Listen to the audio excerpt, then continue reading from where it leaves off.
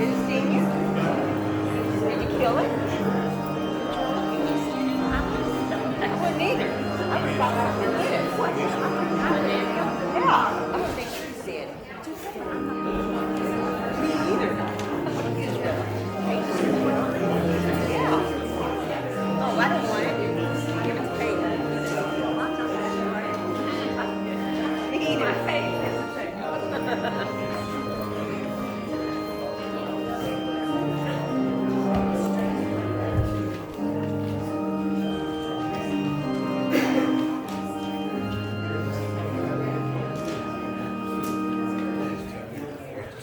Good morning. How is everybody? Woo. I know what happened. I set my phone there and it pushed the thing up, I think. So, then it'll get your attention, won't it? Sure will. Good morning. Just as we start some new things today, we are in the season of Lent. We had a nice Ash Wednesday service Friday. Ash Wednesday service on Friday. I can see that. We had a nice Ash Wednesday service on Wednesday. Yeah, it won't be one of those mornings. So, I think I would like to continue that tradition. It's nice. It wasn't a tremendously long service, but it was a nice service, and I kind of needed that. That was a tough week last week, and I kind of needed that. Just pause and remember a little bit that that's not what life is all about. You know, that there's other things that life's about. So we did have that. We are having a Lenten study immediately after church, or not immediately, but probably going to hopefully get started about 11:20 to 11:30, somewhere in there. So I've got to have a little bit of time. It wasn't me. No, okay. No, I'm just trying to, I thought it was a car outside, so I wasn't trying to be rude. I was just like, is there somebody, everybody's horn now, if you bump the car goes off. I thought maybe somebody's vehicle was going off or something. Lenten study is immediately, we're probably around 11:20, 11:30, so I've got to have a little time to help, to talk people out of church and get things kind of taken care of. Here's a funny story. We were going to have ham and beans today. We're not having ham and beans. We're having ham and some hot dogs and some coleslaw and some baked beans and some potato chips and some dessert, because when Catherine came to get the ham and beans out to thaw them, she realized that we never put them in the freezer from the ham and bean night. So they were still, so if there's 4 buckets down there that have a note on it that says do not use. Like, you can use them if you want to, but it's not going to be pleasant. But we need to get rid of those. But, we'll make it work. Now, there were some hot dogs in the freezer from the chili dinner, so she took care of that. And then Pam and I had taken a bag of ham home from the ham and bean dinner that wasn't used. And we were going to use it somehow when we did our meal. So it's just in a crock pot. So it's just chunks of ham. I mean, it's just like sliced ham. It's just in a chunk instead. So if nothing else, we'll be done by probably 12:30 or 1. You won't starve till then. Okay? Or you can order a pizza or go get something in between. Whatever you want to do. So it's up to you. But we are starting those after church today. We are doing, today's will be the longest, by the way, just because the way she wrote the book, it's the longest chapter. So that we are doing Witnesses at the Cross by Amy Levine. And this morning we are starting a series on giving up something for Lent, and giving up something bad for Lent. So, announcements. We do have communion today. Keep in mind on the 27th, I will not be here. Okay? I don't know what that says about Larry Kaler. Larry Kaler will be filling in my spot. And he is going to try to just continue on with the sermon series. I just gave him basically what I was going to use. So he's going to continue on with that. As we move into the Lent and Easter season, we've got a little bit of time before I get into too many other announcements on that. But I will tell you, I've had a couple people ask. I think we're going to do the same thing we did last year for the egg hunt, etc. Instead of having people bring candy and then it comes in at the last minute or whatever, I think we're just going to pass an offering. Give whatever you give for candy, and then we kind of figured out what the kids liked and went out and got them what they liked and made up baskets, and we had a scavenger hunt. Now we will have a little egg hunt for anybody that's smaller that wants one, but I think y'all that were there, did you like that better? Yeah, I like the scavenger. Yeah, you like the scavenger? Yeah, that was okay. And I know, I'll just say, because I can pick on Lucas, Lucas said he wanted a bookmark for whatever reason, so we got him a bookmark, and then Noah wanted Mambas, which you already probably don't even know what Mambas are, but they're a chewy kind of a fruit, like a Starburst kind of a candy, and so if we tried to get some Rice Krispie treats and some yogurt raisins and things like they could take during, especially for some of the older kids, that they could throw in their backpack and just take as a snack. It just worked out better. Because I know that as our kids were little and people brought stuff in, then there would be this pile of stuff that just kind of laid because they didn't like that candy. So I'd take it someplace else and somebody else could have it, because I worked at a school and anything you put in the lounge is gone. It's true. It disappears. It's like magic. I don't know if the teachers eat it or they grab it and give it to their kids or whatever, but if you put it in the lounge, it's gone. So I think we will be doing that this year, but it'll be closer to time. Okay? Renee, would you do me a favor? Would you turn the fans on? It's hot up here. When I came this morning, it was really warm, and then it rained really hard on the way out here, and when I got here, it's the brown one. When I got here, it was cold, so I don't know if the weather can make up its mind.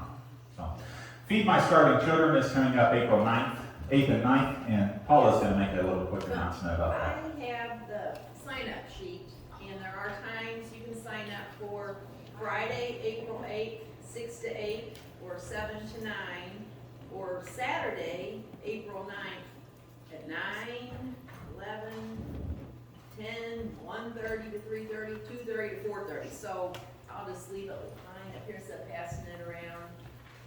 Or you can text me, whatever. And then Stephanie actually went to the meeting for me Thursday, because I was out of town, so whatever you have to say too. One thing about what Aqua just said is they wanted you on that sign-up sheet to choose your first option that Yeah. you would like and your second option for the time Well, slots, because they might And there's a have to. third option, Oh, there's a third option? and they have a Okay. little example there. Sure. To put on your times, I want 1, 2, or 3. And they also want to know if you're 18 or and under. Yes. So it's pretty self-explanatory. Oh, okay, good. Yeah. And then people at the meeting had asked if masks would be required at the actual event. No, they won't be, but you can if you want. You don't have to be vaccinated or anything like that either. Just need to wear closed-up shoes. Apparently. And if you've ever been through that process, it's all dry ingredients that get sealed and then they're set for numerous days. So I don't know how anything could be really transferable. Maybe Stacy would know about that, but if it's sealed in dried ingredients, It's good. it's good. I was gonna say, it shouldn't have anything, it shouldn't have a host to live off of, is my No. point, yeah, so Yes. we're good. And they will have T-shirts for sale at the event.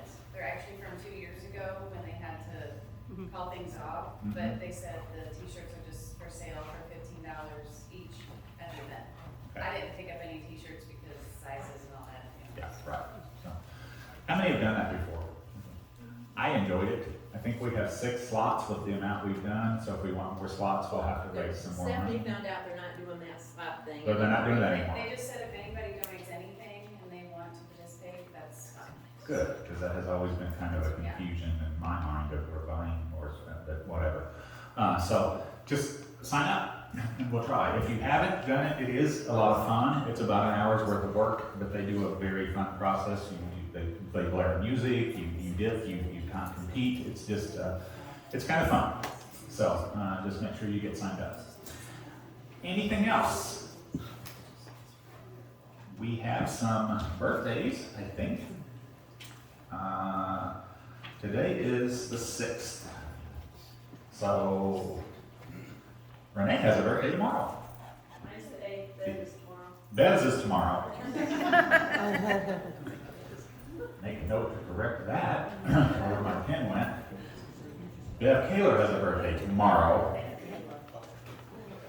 All right, and Renee's is the 8th. Okay, so Bev and Renee, and that's the only 2 for this week. So we can sing happy birthday to Bev and Renee, and we can just do it without music, so. Happy birthday to you, happy birthday to you, happy birthday, Bev and Renee, happy birthday to you. And may we both have many, many more. Anything else that I've forgotten? Stand with me, please, for the call of prayer.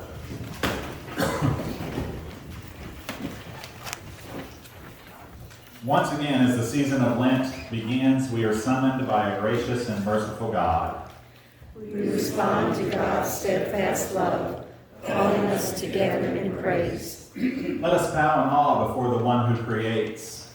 We approach God in reverence and wonder, rejoicing in the invitation to holy places. Walk humbly before God in secret disciplines, in prayer and fasting and giving. We seek the one who grants us life, upholding us with a willing spirit. You bow your heads for the invocation, please. God of mercy, as we enter the season of Lent and turn our eyes with Christ's disciples towards the cross, we ask that we may see clearly the sacrifice you have made for us, and then may we see as clearly the sacrifice we must make for others. Awaken us, God, to turn, to follow, and to serve in Christ's name. Amen. As you open your hymnals to page 3, I did forget to announce next Sunday morning at 9, we will start choir practice. We have substitutes in place for the Sunday school pieces. Okay? So if the Sunday school will continue on, but there are substitutes in place, but we will start practicing at 9, because if you practice after church, it gets in the way of the Lenten study, and so we're just going to make do, and I've asked some people, they don't want to come back on Wednesday nights, so we'll just do it all while we're here. Number 3, please. We will sing 3 verses.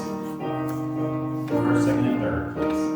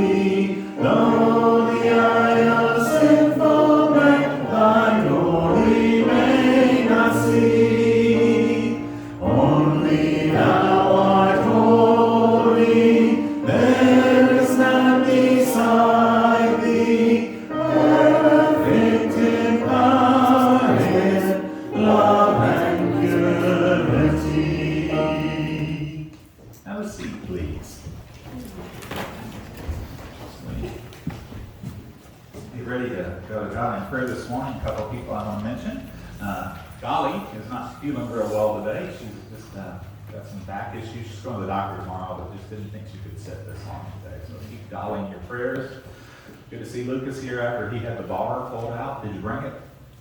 You have to bring it sometime. I think people want to see it. Okay? As gross as it may be, people want to see it. There was a fire down behind Linda Goodson's house. It was their shed, but it was actually a shouse, wasn't it, at one point? That's what you If you know what a shouse is, it's a shop house. And then they built a house, but it closed 25 off and kept her up most of the night, so I don't know their names or anything, but it was a loss. It's Aaron and Justin Rice. Aaron and Justin Rice. Grady, Gannon, and Gage is. Oh, I know Justin Rice. I didn't realize that's who you live behind you. Yeah, I know Justin. Well, 6 trucks were able to get back there. Okay. The others stood on standby out on the highway because they had to run from Sandon Engineering because we've got wells and you can't fight a fire. The problem was there's no city water, there's hydrants down there. Yeah, So, see, there's no hydrants. They so. had to run that all the way from there down the hill and up a hill, but they were working fast and. Keep them in your prayers. keep all the people of the Ukraine in your prayers, but especially Victoria's family. Any more news there? Got stuck. They got stuck. They haven't been able to get out then at this point. So I guess prayers for them to get to safety and for peace in the process. So, and several people have asked how we could help them, and I talked to Todd a little yesterday, and probably just need to wait and see what they need maybe when they get out. Be cautious of things on the internet though, folks. There's a lot of stuff out there that says, "I'll do this, this, and this." I was going to say, do not. Don't, Just because it's, careful. If you want to help, ask me. I will provide you with the right links where you can donate to trusted sources, but careful. be very careful. You're giving your money to someone else. I saw the other day where someone said, "Oh, if you rented a Airbnb or something there," and I thought, well, 4,000 Airbnbs just popped up. That's there from the Ukraine because people unfortunately will do that. So keep that all in our prayers, please. Anyone else missing at this point? I forgot. Carolyn and Rich Marshall John's granddaughter, she asked for prayer for this morning. She has leukemia. She's 8 or 9. I don't remember. She's about that age. She's young and she has leukemia, and I don't know the circumstances of why she's asking specifically for prayers now, but it's been a battle for several months now. Yeah. Some friends of ours, Carolyn and Rich Marshall Bond. And if you've ever been to Southeast Missouri Hospital and taken the shuttle, Rich may have been the guy that drove. He's retired, but he drives the shuttle around the parking lots there. So, I have a good friend who had cancer surgery Friday, and she's doing well, but keep her in our prayers. okay. Anyone else? I told you about Jeff Platt last week. Yes. He went through his 4th round of chemo, and I think that's the last one. He gets another PET scan after that. So, then I'm gonna ask for prayers for me. I was diagnosed with prostate cancer. Any ideas on treatments or anything at this point, or just still in the early stages of figuring things out? Now, surgery on the 14th. Surgery on the 14th. Okay. So, we will keep you in prayer for sure. Stephanie? I'm working with a 12-year-old student from Cape, actually, who, he's getting chemo treatments currently, so I think it's getting very rough on him, so please keep him in your prayers to be able to find the strength to get through this, you know. Yeah. So. Anyone else? Anything good happened this week? Well, Wayne's daughter, Lindsay, had a baby, but she probably doesn't think it's good yet, because it was 36-hour labor, almost over a 10-pound baby, and she couldn't even, it's a C-section, and she couldn't even walk or give it, or she can't even hold the baby or pick it up. Yeah. So it's not, she's not thinking that it's a blessing yet. Sometimes it takes a little while to find the light at the end of the tunnel. Some people are going on spring break next week. Some others of us don't get spring break. So that's just the way it is. We had a little bit of an issue with our brand new great nephew Jet. We went back into the hospital, I don't remember, but because he was, his bilirubin had went up, but he spent a day or so under the lights, and he went back home Wednesday afternoon. So we haven't seen him yet. Don't know when we will see him, but looking forward to getting to see him. He's really cute. Anybody else? The altar is really beautiful. Thank you. Well, I think Linda and Sherry did the flowers, but I got the cross out the other night. And I will tell you this, I meant to tell you this. This is not nearly as close as it looks like. Okay, because the other night I looked at it and Rosemary said, "How close was that fire to that cross?" It's your perspective. It's not as close as it looks. But since we haven't passed the offering plates because of COVID, but I don't really see a reason to, because our giving actually went up. So don't mess with it, kind of thing. But that does free up some space on the altar, so we got to pull the flowers down and make them stand out a little bit more. So as long as it's okay with everybody, I think we'll just leave the plates back there, because it works, and people drop in and go as they come. And, so I think it works fine, so we'll just leave it that way. Put another plate. Well, there's actually 2. Yeah. Yeah. Let's go to God. Yes, Bernie. I don't know how this feels, but, I went to the doctor Tuesday, my right foot was all swollen up. So the doctor, first thing he thought was blood clot. I thought, well, okay. So we did x-rays, we did an ultrasound, come to find out, I just broke a bone in my foot. It's not in the ankle or in the, foot, in the toes, it's that little bone that sticks out and broke it off. I don't know, I guess the only reason I fell, when I fell on the ice, that's the only reason I can do it. But I thought, well, if it'd been a blood clot, I'd have been in the hospital. Mhm. With the broken bone, I just have to wear a boot for 2 weeks. So it's a blessing. So I think, I admire your way of looking at that. the only way to look at it, you have to look positive. You Yes. have to. Dr. Glick told me I might last another 91 years, and I said, oh, I hope not.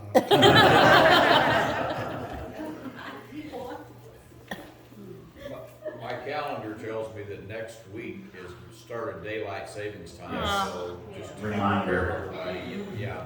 Yeah, just we spring forward and it's always interesting to see who shows up at Sunday school that Sunday. Because it's an hour early. Thanks for the reminder, I've been trying to push that out of my mind. because- Personally victimized by dating. Let's go to God in prayer this morning. Father, we come to you this morning with our hearts full of gladness and happiness and thanksgivings, and even in things that happen to us that may not seem so great, there are blessings, and we're glad that you can help us to look at the positive side of things and to continue to see it as blessings, not always as failures. Father, we also come knowing that there are people who are mourning, people who are suffering, and people who are in need of your care. We ask that you shelter them in your arms, that you cradle them, that you uphold them, and you give them whatever they may need in these times. Father, we live in a world that is sometimes just scary to be around, but we live in it, so we have no choice. We pray that you'll continue to give your guiding hand to it, to help continue to provide peace and shelter for those in need, and to help people who need to get out of places get out. And Father, we continue to pray that you'll use each of us in some small way to work your will in this world. Continue to use this church. Let us remember our mission and what our vision is, and that we can be here for another 145 years serving you in the ways you want us to be. Father, we come to you today, though, as a group of sinners, knowing that as hard as we may try, sin overtakes us, that sometimes we allow it to, and sometimes we don't even know whether that happens. But we come to you formally asking forgiveness, and knowing that if we ask, that we will be forgiven. We ask all this in the prayer you taught us to pray. Our Father, who art in heaven, hallowed be thy name. Thy kingdom come, thy will be done, on earth as it is in heaven. Give us this day our daily bread, and forgive us our debts, as we forgive our debtors. And lead us not into temptation, but deliver us from evil. For thine is the kingdom, and the power, and the glory forever. Amen. The kiddos want to come up.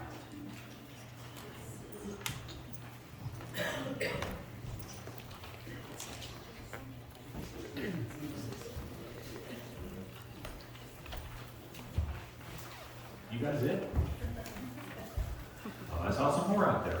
Okay, so not last week, the week before, we had ice and freezing rain. Last week, what did we have?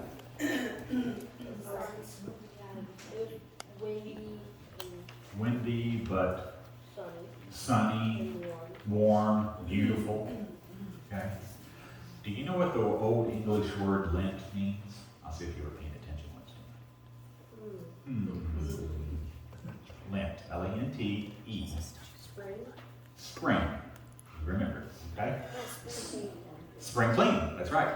You remember where I learned about spring cleaning? Okay, the Beverly Hillbillies. Granny made him take everything out of the house. And if you weren't here, I will fill you in why we were talking about that, the ashes and the soot. But literally, when you all you did was burn fireplaces or wood stoves. You had, in the spring, a lot of buildup of ashes and soot in your house. So the people literally took everything out of the house and washed down the walls and the floors and everything to clean it up for the summer. So you weren't dealing with all that soot all the time. Yeah, Granny made him take everything out of the mansion out back. It went over well with Mrs. Drysdale, as you can tell. Okay? So what are some things maybe you did this week that made you think about Lent or spring?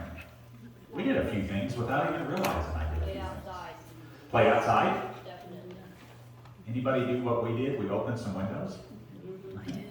And we didn't open a lot of windows. We weren't home at the right times, but we opened our patio door and let some air flow through. Okay, just for why do we do that? Just to circulate the air. To circulate the air, but sometimes people like to get the fresh air, okay? Because the house kind of gets stale in the winter sometimes, okay? What else did we do maybe? I did something, and I think somebody else did it because I saw it on their Facebook page. I sowed radishes Friday afternoon.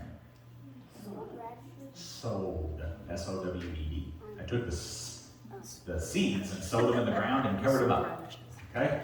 And I know George worked on his garden. Planted spinach. Anybody else work in the garden yet? Plant something? Okay. I bought some those little disposable pots, and I put out my squash and my cucumbers and my pepper seeds to see, because they may not grow, but I like to do it. So that was part of spring. I didn't even realize I was getting ready for spring. What else do we do sometimes? Sometimes we do spring clean. Anybody else ever get an urge in the spring just to think, that's been laying here all winter long, it's gotta go. I know. It's time for it to go, it goes in the trash bag. You don't, some of the older people will know, though, we have a tendency to set stuff in the garage or whatever because it's cold and we don't know what to do with it. And as spring comes along, it's like, oh, well, we can put that out, or I tell you what, I take it out to the farm and burn it. Like sticks and leaves and stuff like that. We just clean up, okay? Do we ever need to clean up inside of us too? Yeah, that's what Lent's all about. That's why we have these special studies, that's why we have this special time, because really we should probably spend a little more time opening the Bible, taking a little more time to pray, to think about things, and clean up our insides, kind of like we clean up things for Lent. For spring, okay?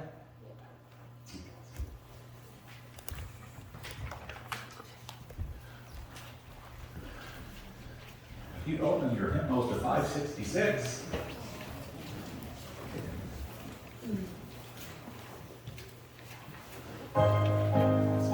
resolve. They stand. Hard to say you're resolved if you're sitting down. I am resolved no longer to linger, charmed by the world's delight. Things that are higher, things that are nobler, these have allured my sight. I will hasten to Him, hasten so glad and free. Jesus, greatest, highest, I will come to Thee. I am resolved to go to the Savior, leaving my sin and strife. He is the true one, He is the just one, He hath the words of life. I will hasten to Him, hasten so glad and free.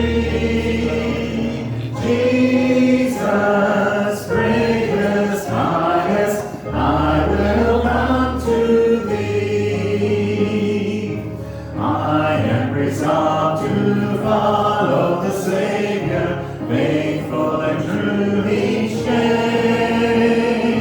He that He saith, do what He willeth, He is the living way. I will hasten to Him, hasten so glad and free. Jesus, greatest, highest, I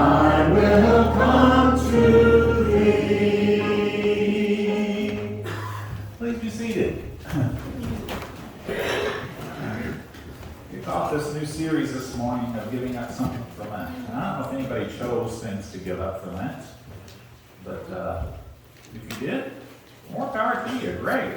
I chose not to, because it's just not the tradition that I'm used to. But I am giving up some other things, like carbs and sugar, just for the heck of it. Matthew 5:29-30. This is from the Sermon on the Mount. If your right eye causes you to stumble, gouge it out and throw it away. It is better for you to lose one part of your body than your whole body to be thrown into hell. And if your right hand causes you to stumble, cut it off and throw it away.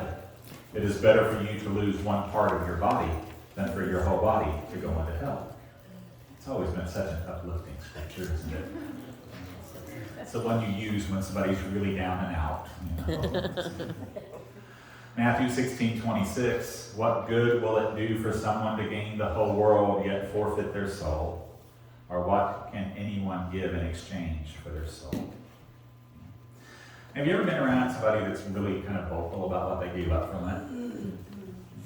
I don't mean in a bad way, but you know, like you're driving around or you stop at Dairy Queen or something. They just don't even tempt me. I can't do that. Don't tempt me because I gave that up for Lent and I don't want to have to be tempted. Okay. I once got chewed on a little bit at a school thing because we were doing something for teachers, a little teacher appreciation lunch. Okay. And it was during Lent and I didn't think about it, but we got meat and cheese trays. Okay. And different kinds of breads and chips and all this. And someone quickly pointed out to me that they had been left out because they couldn't eat meat on Fridays. Okay. Now, my assistant principal, who was of the same faith, said, I had a cheese sandwich. But, you know, we didn't see it because I had talked to her about it. And she's like, I don't see it as leaving anybody out. I mean, there was another option there. And had I thought about it, I would just make some tuna salad or something. But the point is that sometimes people almost wear that on their sleeve a little bit. And that's not kind of the point of giving up something for Lent. Okay? I totally get the whole concept of giving up something for Lent. It's about denying yourself things, just like Jesus denied himself things. It's about reflecting on what Jesus gave up for us. It's about, sometimes it's a type of fasting. Okay? You give up meat, or you give up dairy, or you give up certain things. It can be a type of self-discipline or self-denial, which isn't bad for all of us sometimes. Anyway, if you choose to do that, that's your choice. Great. That is just not the tradition that I grew up in, and it wasn't our tradition. But this year, I do want you to give up something for Lent. Okay? But I don't want it to be something that's like really tangible, like chocolate or desserts or coffee or Brussels sprouts or liver. Jokingly, I had friends growing up who would be like, I gave up Braunschweiger for Lent, you know, because they just didn't, you know. But something in us that's intangible, something that's bad for you. And maybe we would be better served if we looked at that a little harder than denying ourselves something we really enjoy. Because sometimes these things that we're going to go through are a little hard to give up. Okay? Matthew 16:24 says, Then Jesus said to his disciples, Whoever wants to be my disciple must deny themselves and take up their cross and follow me. And that passage says the same thing to us. Take up the cross and follow Jesus' manner.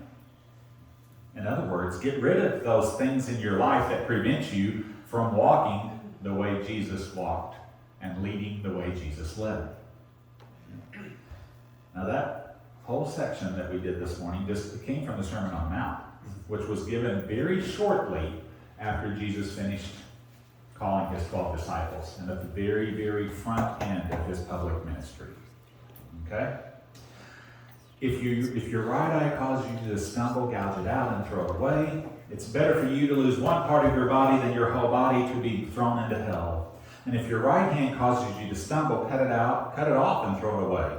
It's better for you to lose one part of your body than for your whole body to go into hell. Can you imagine if someone was standing on the front steps of the Cape County Courthouse preaching that right now? 911, yeah, there's something done at the courthouse. Somebody needs to check that out. Okay? Because it doesn't really fit that image of the gentle, sweet Jesus that we are often taught about. Okay? Now, I want you to think of it in this way. If we put it in a catchy little tune that we could remember, if your right hand causes sin, cut it off. If your right hand causes sin, cut it off. Then wait, raise the stump again. If your right hand causes sin, if your right hand causes sin, cut it off. Maybe we should learn that in Sunday school. Or the other version, if your eyes cause sin, gouge them out. If your eye causes sin, gouge it out. If your eye causes sin, then make it bleed again, because if your eye causes sin, you need to gouge it out. Isn't that catchy? Yeah, we just really need to. Boy, that one makes you want to just grasp and sing right along, doesn't it? Was that the special music? That was the special music. I should have known the special music. But kind of the point there is though that does not, we tend to do this gentle Jesus. Jesus sometimes was not always real gentle in what he told people. He told them in maybe a gentle way, but he said it's better to lose a hand than to have your whole body gone. All right? Of course, Jesus is speaking metaphorically here. He doesn't really mean for you to cut off parts of your body. He means that if something is causing you sin, then you need to get it out of your life. Okay? If smoking destroys your lungs, then you probably need to quit smoking, as hard as that may be. If drinking kills brain cells, I know some people that need to be real careful because they don't have any to spare. Well, about Gene, this is just like But if it's bad for you, okay, if your diet is causing diabetes, then you got to rearrange what you eat. And I found out about 3 weeks ago that I was technically diabetic, that my blood sugar was way too high, and they said cut out all sugars and carbs. So you all didn't even know it, didn't need to, but I have been cutting out sugars and carbs to a certain extent. I actually cut out a little too much to start with, I thought, because I felt lousy, and then I put a little bit back in. But trying to balance that with just medication, or without medication. But my point being is if it's causing you issues, you got to cut it out somehow, okay? Of course, sometimes we do remove things that we don't need because it's not good for us. And I want to make sure that we understand that point. If your appendix is causing you issues, take it out, okay? If your tonsils are causing major issues with your health, they take them out. Which we talked about the other day at work, how they're going back to doing tonsillectomies a little bit more now. They used to. Everybody had their tonsils taken out. And then for a time period, nobody had their tonsils taken out. And now once in a while you're here, they take out your tonsils. Or you could have your adenoids taken out like Caitlin and have them grow back.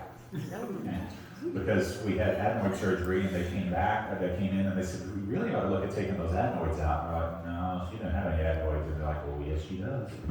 So if we have a tooth that is causing us incredible pain, take it out. Okay.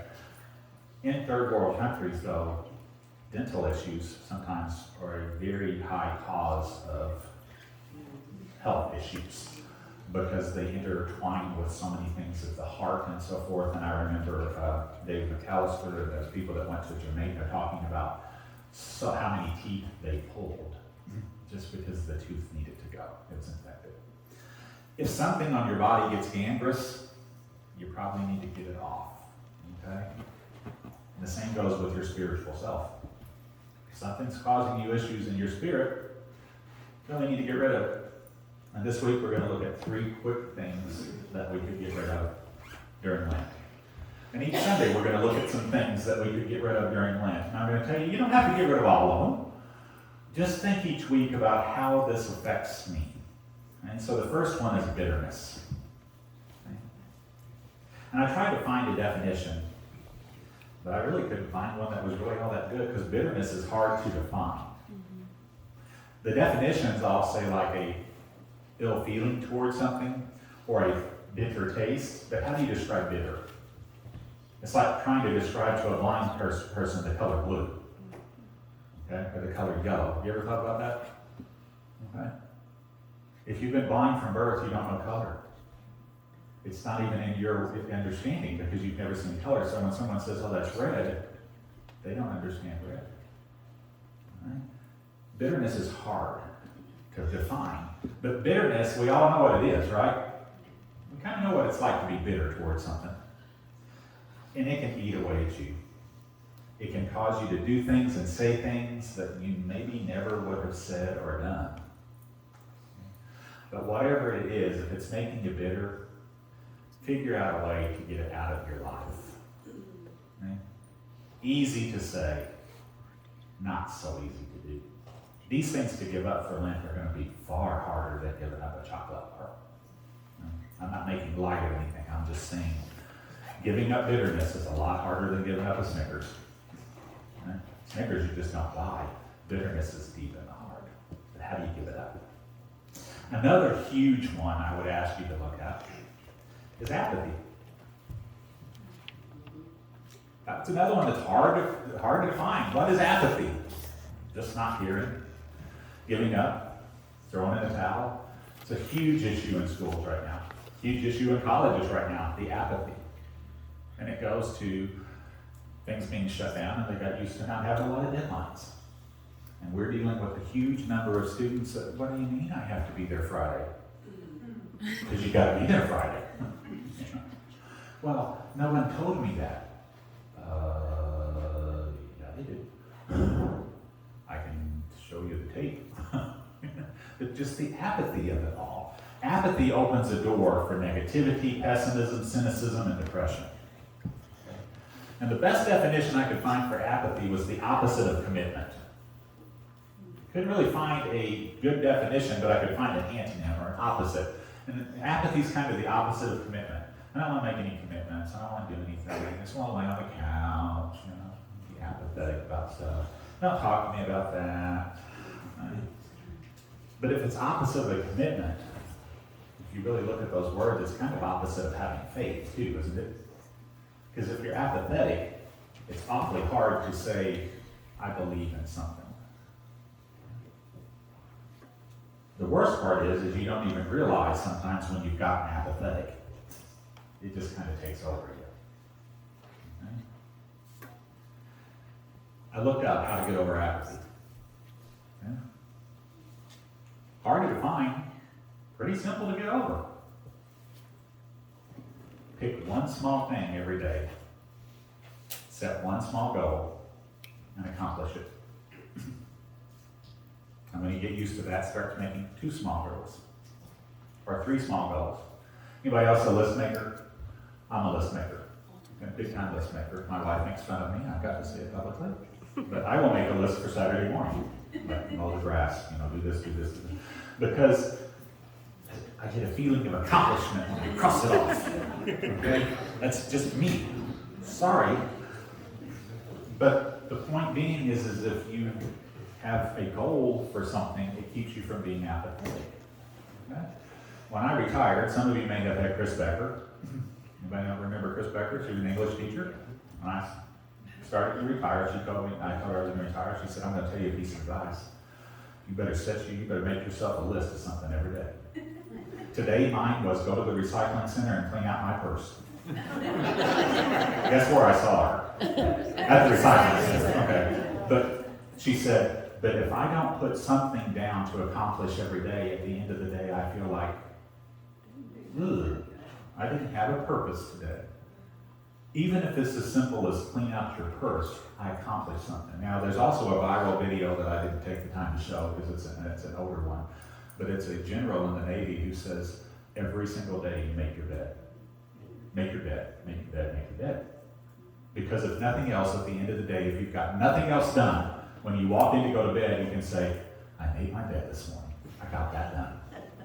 Okay? Now, I came from a household where you didn't get breakfast until you made your bed, so that's the way it was. Okay? The point being is sometimes we just need to do it.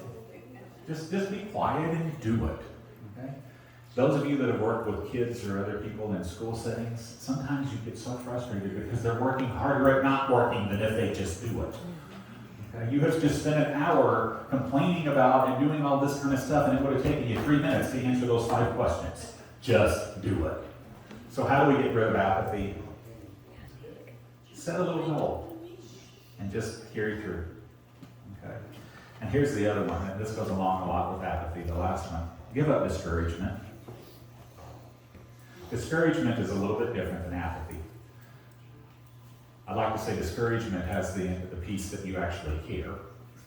Okay? To be discouraged, you would have to care about something. Apathy, you don't even have the will to care. Okay? But discouragement means that you care. It's when things get you down. When the mountains and valleys in life are too hard to get up and too low to get through. Okay? Discouragements seem to surround us sometimes. You know what?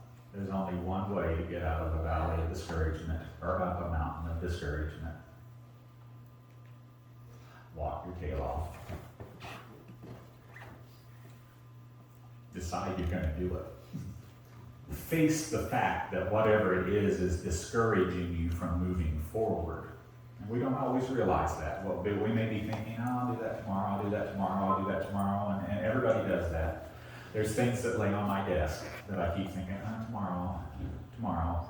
And when I really look at it, I'm very discouraged about doing it. I don't want to do it. And that's why it keeps getting pushed off. There's really only one way to get past that. Set a date and do it. So we don't have to say we're going to do it right now, because there's some value in putting something off that's discouraging you to let you process and think through, because there's some things that you think, well, after you look at it a while, maybe it's not quite as discouraging, or once in a great while it takes care of itself. Not very often. Sleeping dogs rarely lie. Sleeping dogs usually wake up and bite you in the backside. But I had a piece the other day that I've been laying there, and guess what? I decided today was the day. And when I typed the email and sent it, it turned out completely different than what I thought it was going to be. I thought it was going to be a battle, and it was like, thank you for notifying us, we already knew this was an issue.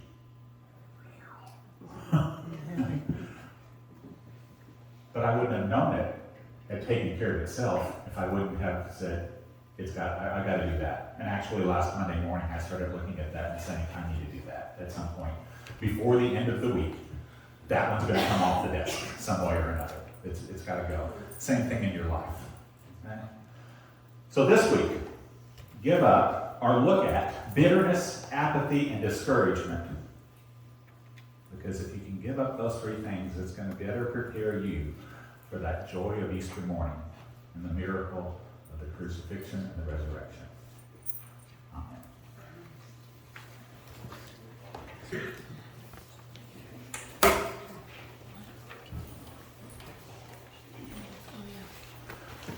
Communion is open to all. This is an open table. I will ask for the ushers in a moment, but if someone else wouldn't mind, if you did not pick this up, we do still have the communion this way. If you would like it, someone will have a basket of that as well. We come to the Lord's Supper together as children of our one God. Jesus invites all our family, chosen by God, gathered from east and west, and includes everyone, even the lowest and the least. Jesus, when he was resurrected from the dead, revealed himself to his disciples. And in the breaking of the bread around the table, may we see the face of God today as we come to the Lord's Supper.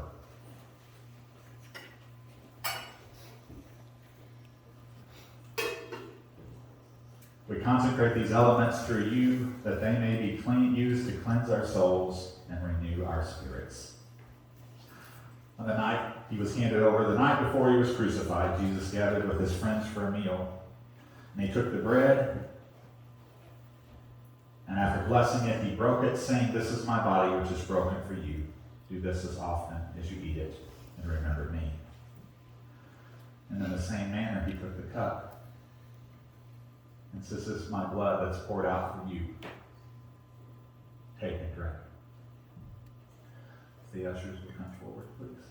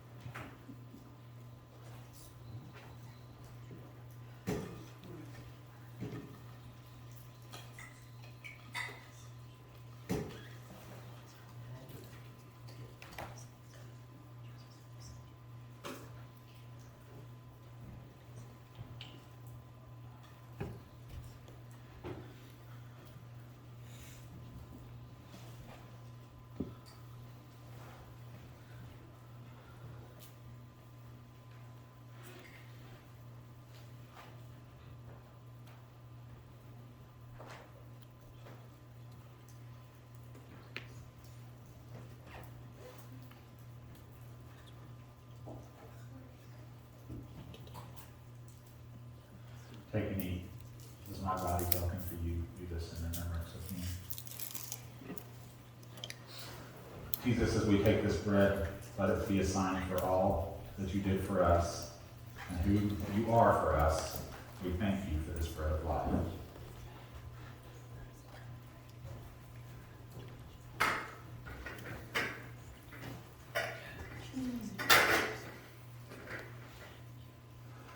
Center rings are great. Gather rings of wine.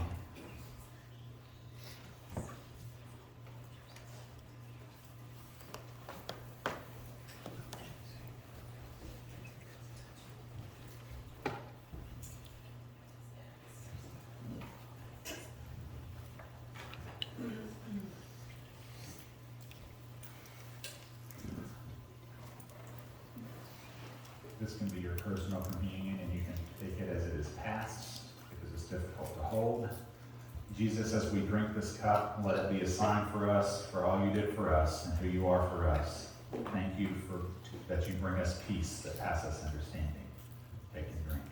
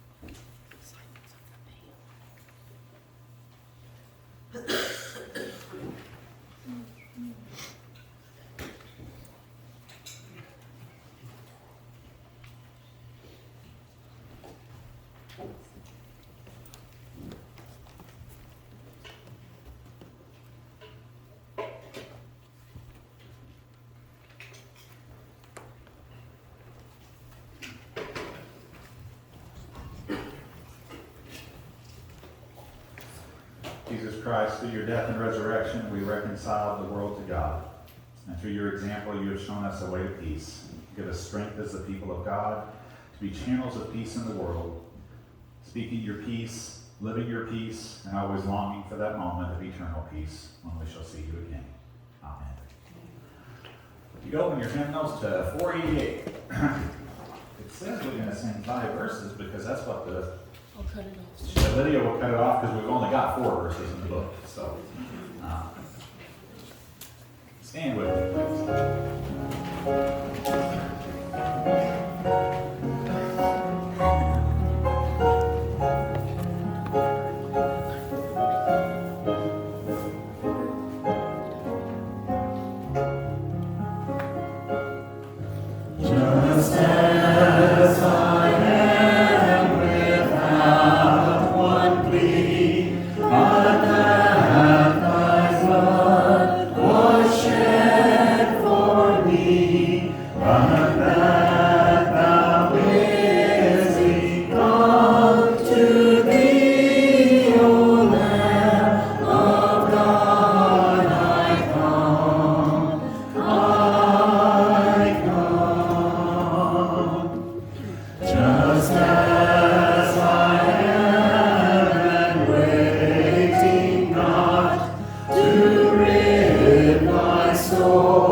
Of one dark